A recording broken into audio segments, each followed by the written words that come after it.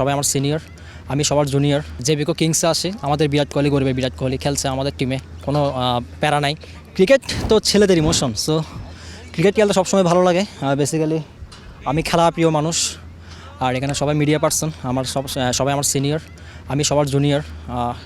সবার সাথে একসাথে খেলতে পারতেছি, ভালো লাগতেছে। ক্রিকেট কি আগে খেলা হয়েছে কিনা ক্রিকেট বলে? না, এটা আমার ফার্স্ট ক্রিকেট বলে খেলা হয়েছে, আমার প্র্যাকটিস করা হয়েছে, তবে মিডিয়া ক্রিকেট ফেস্ট বা সেলিব্রিটিতে আমার প্রথম এটাই।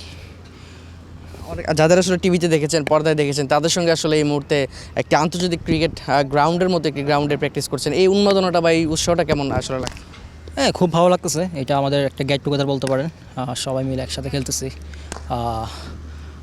সচরাচর এরকম হয় না, ইন্ডিয়াতে হয়, এই প্রথম বাংলাদেশে হচ্ছে প্রফেশনাল ক্রিকেট বলে, তাও টি20 ম্যাচ, যা টিয়া স্পোর্টস সরাসরি সম্প্রচার করবে।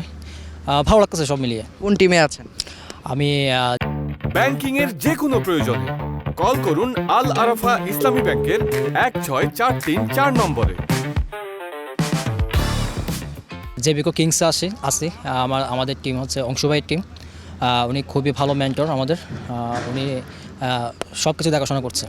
যাদের সঙ্গে খেলছেন তারা আসলে বলছে কিনা একদম বিরাট কোহলির মতো, বা মজা করছে কিনা? হ্যাঁ, অবশ্যই মজা করছি, আমরা ফান করছি, এটাই ফান।